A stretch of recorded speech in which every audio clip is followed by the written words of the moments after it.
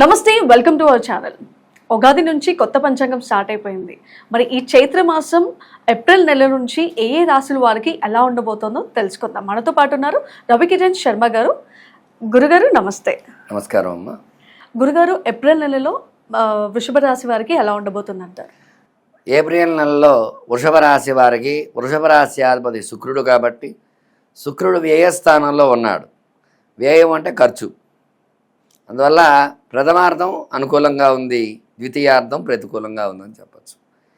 ముందు 15 రోజులు కూడా ఖచ్చితంగా అనుకూలతలు అనేవి ఈ రాశి వారికి ఉన్నాయి. ఈ రాశ్యాధిపతి శుక్రుడు అవ్వడం వల్ల మీరు ఏ విషయంలో అయినా సరే ఓర్పు సహనంతో ముందుకు వెళ్తూ ఉంటారు. ఎందువల్ల అంటే మనీ పరంగా అధిపతి మొత్తం శుక్రుడే, ధనకారకుడు శుక్రుడు.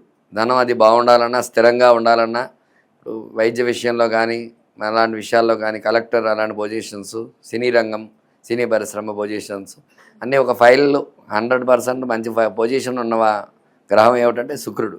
అవన్నీ అనుకూలించేది శుక్ర భగవానుడు వాళ్ళ. ఆ గ్రహానికి అధిపతి ఈ రాశ్యాధిపతి శుక్రుడు కాబట్టి ఖచ్చితంగా వృషభ రాశి వారికి ప్రథమార్థం అనుకూలతలు ఖచ్చితంగా ఉన్నాయి, ద్వితీయార్థంలో కొంచెం ప్రతికూలతలనే ఉన్నాయి. ఆర్థికంగా ఎలా ఉందంటారు? ఆర్థిక పరంగా చూసుకున్నట్లయితే ఈ రాశి వారికి కొంచెం వరకు వ్యాపారంలో గత నెలతో పోల్చుకున్నట్లయితే ఈ నెల కొంచెం పుంజుకొని కొంచెం బాగుంటుంది, ఇబ్బంది ఏమీ లేకుండా ఉంటుంది. వ్యాపార పరంగా చూసుకున్నట్లయితే వ్యాపారస్తులు కొంచెం క్రయ విక్రయాలు బాగా జరుగుతాయి.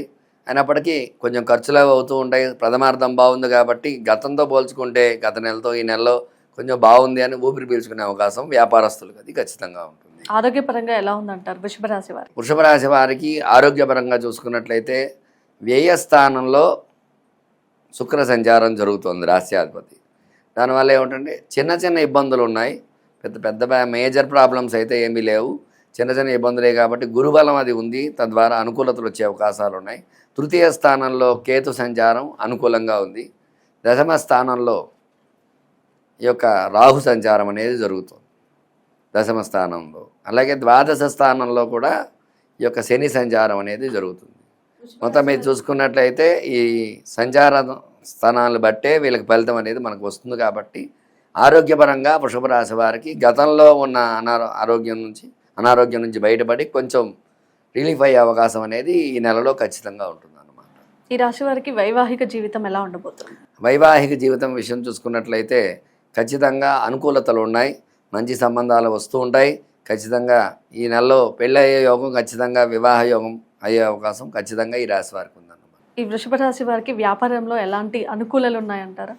వ్యాపార పరంగా చూసుకున్నట్లయితే చిన్న చిన్న ఇబ్బందులు ఉన్నాయి. గత నెలతో పోల్చుకున్నట్లయితే ఈ నెలలో కొంచెం పర్వాలేదని ఊపిరి పీల్చుకోవడానికి అవకాశం ఉంటుంది. ఎందువల్ల అంటే కొంచెం గత నెలలో గ్రహస్థితి ప్రతికూలంగా ఉంది వృషభ రాశి వారికి. ఈ నెలలో మన ఉగాది నుంచి కొన్ని గ్రహాలు మారటం ద్వారా అనుకూలతలు వచ్చే అవకాశాలు ఉన్నాయి. తద్వారా వ్యాపారం అభివృద్ధి అది బాగుంటుంది. అయితే డబ్బు పరంగా అయితే కొంచెం ఖర్చులు అవి అవుతూ ఉంటాయి. డబ్బు విషయంలో కొంచెం జాగ్రత్త వహించాలి, ఎవరిని నమ్మకూడదు, కొంచెం ఇబ్బందులు పడుతూ ఉంటారు. ఈ వృషభ రాశి వారు ఏ రత్నాన్ని ఉపయోగిస్తే మంచి ఫలితాలు ఉంటాయి? వృషభ రాశి వారు డైమండ్ పెట్టుకున్నట్లయితే అనుకూలతలు ఉంటాయి. ఎందుకంటే రాశి అధిపతి శుక్రుడు కాబట్టి శుక్రుడికి డైమండ్ ఇష్టం కాబట్టి ఈ డైమండ్ రత్నం పెట్టుకున్నట్లయితే అనుకూలతలు వచ్చే అవకాశాలు ఉన్నాయి. ఈ లగ్నాధిపతులను బట్టి కూడా మనం ఈ లగ్నానికి ఈ రత్నం అవసరం అవుతుంది కాబట్టి ఆ డైమండ్తో పాటు ఆ లగ్నం ఏ లగ్నం అయితే ఆ రత్నాన్ని కూడా ధరిస్తూ ఉంటే ఖచ్చితంగా ఈ రాశుల వారికి అనుకూలతలు వస్తూ ఉంటాయి. గురుగారు, వృషభ రాశి వారికి మరి ఏ భగవంతుని పూజిస్తే ఇంకా మంచి ఫలితాలు ఉంటాయి? వృషభ రాశి అధిపతి శుక్రుడు కాబట్టి శుక్రవారానికి అధిపతి అమ్మవారు కాబట్టి ఖచ్చితంగా దుర్గా అమ్మవారికి విశేషంగా కుంకుమార్చన చేసుకోవటము, అట్లాగే దుర్గా సప్తశతి పారాయణ అంటే చండీ పారాయణ అని చెప్తూ ఉంటాం. ఈ చండీ పారాయణ చేయించుకున్నా సరే మంచి అనుకూలతలు వచ్చే అవకాశాలు ఖచ్చితంగా ఉన్నాయన్నమాట. అలాగే ఈ రాశ్యాధిపతి శుక్రుడు అవడం వల్ల శుక్రవార నియమాలు పాటించడము, ప్రతి శుక్రవారము అమ్మవారి గుడికి వెళ్ళి అమ్మవారి గుడిలో 21 నిమ్మకాయలతో ఒక మాల అమ్మవారికి సమర్పించి ఆ మాల మెడలో వేసుకున్నట్లయితే అమ్మవారికి నరదృష్టి, నరఘోష ఇట్లాంటివి కూడా ఉంటూ ఉంటాయి. ఈ రాశి వారికి అలాంటి దృష్టి దోషాలు, నరదృష్టి, నరఘోష నుంచి కూడా విముక్తి అయ్యే అవకాశం ఖచ్చితంగా. గురుగారు చాలా చక్కగా వివరించారు. ఉగాది నుంచి కొత్త పంచాంగం మొదలైంది కాబట్టి ఏ ఏ రాశుల వాళ్ళకి ఎలా ఉండబోతుందో తెలుసుకోవాలని అందరికీ ఆసక్తిగా ఉంటుంది. జ్యోతిష్య రత్న వేలూరి రవికిరణ్ శర్మ గారి అపాయింట్మెంట్ తీసుకొని మీకున్న సమస్యలకి పరిష్కారం తెలుసుకోవాలనుకుంటే కింద స్క్రోల్ అవుతున్న నంబర్కి కాల్ చేయండి.